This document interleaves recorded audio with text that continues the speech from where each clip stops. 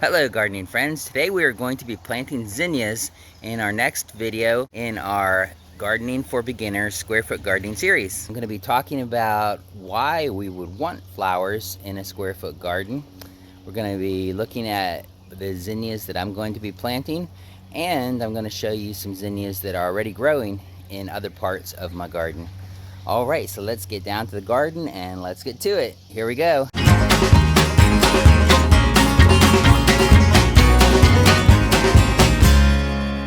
Okay, first off, why would we want to plant flowers in our square foot garden? Seems like a waste of space if we're trying to just grow food, right?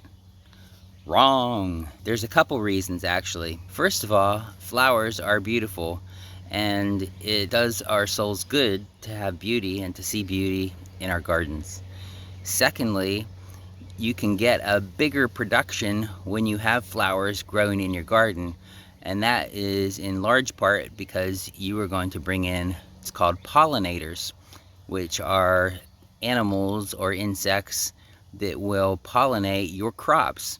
They're going to be attracted by the flowers, and then they'll go from the flowers to your crops, because there are actually female and male flowers on most plants, and the pollinators will pick up pollen from one bloom, like the male bloom, and they'll take them over to the female bloom, and some of that pollen will get deposited in that flower so that the plant gets fertilized and it can grow. Most plants and most flowers do have female and male parts so that they can produce seed, because ultimately that is the goal of most plants, is to produce seeds so that they can replicate themselves. Of course, the main pollinators that we think about and rely on mostly are bees. In fact, I wore my Save the Bees t-shirt today for this video. Alright, so that is a major reason of why we are planting zinnias in our square foot garden. And there's other flowers you can plant too, but the reason I grow zinnias is because they are super easy to grow. They don't like being transplanted, so they really prefer having their seeds deposited right in the ground. Give them a little water and they'll be up and blooming in no time.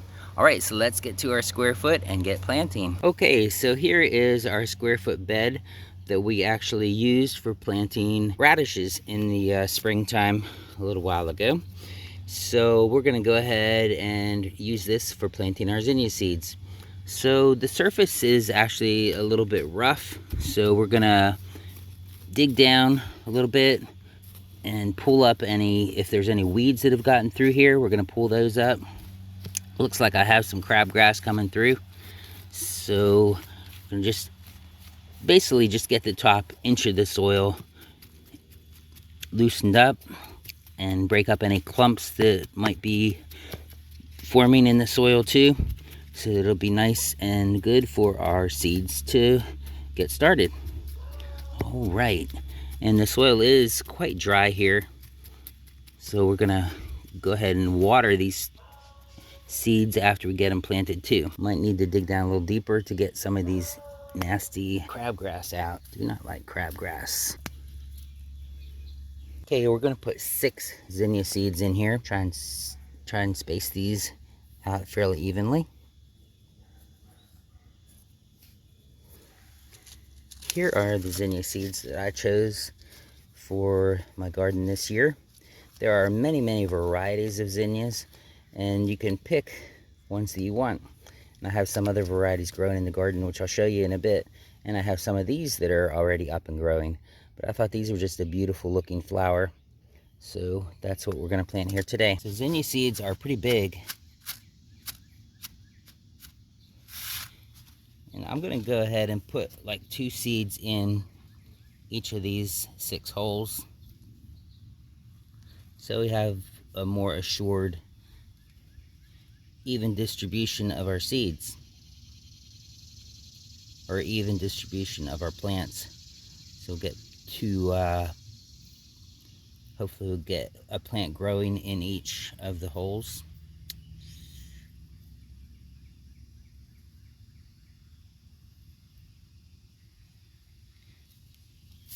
There we go. I might have even put 3 in for each of these holes. I'm gonna put the soil back over. We want to end up with these being about 1/4 inch deep. and firm the soil. Then we'll go ahead and put some water on these guys so that they will be ready to sprout. And it's warm right now, so they'll probably sprout in a few days. Probably 4 or 5 days they'll be sprouting up and ready to get started growing.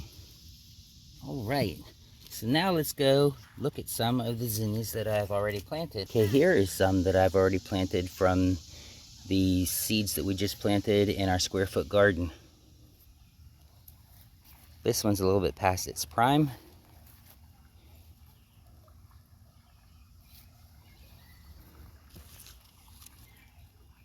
And what you can do to make them produce more is make sure that you cut the flowers off after they're done producing. And you can put those in your compost pile or whatever you want to do with them. And that helps the plant be bushier, and it helps the plant to know that it has to put out more flowers so they can produce seeds to get ready to regrow next year. Look at that little cute one. They're so pretty, and they're all different too. Each flower is a little bit different. Each one is beautiful in its own way.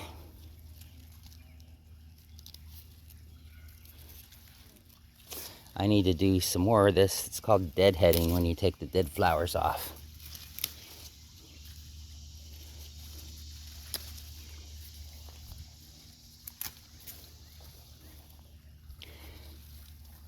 These are some of my favorite that have the multiple layers on here, the multiple layers of leaves. Just think those are really beautiful. Here's some more of the ones we planted today. They're really beautiful. Here's some that are a little bit different style.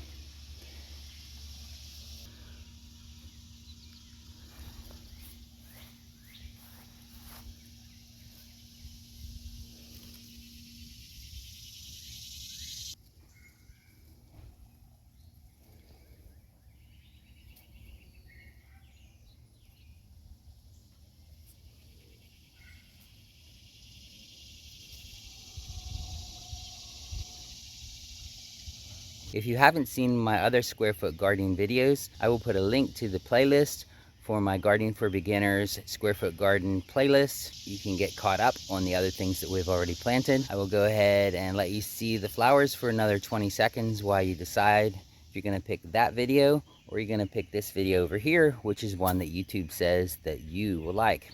There's lots of exciting things happening on my channel. Stay tuned. Have a blessed day. We'll see you all again real soon.